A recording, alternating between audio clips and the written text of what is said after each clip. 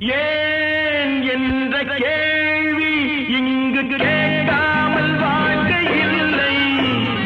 நான் என்ற எண்ணம் கொண்ட மனிதன் வாழ்ந்ததில்லை.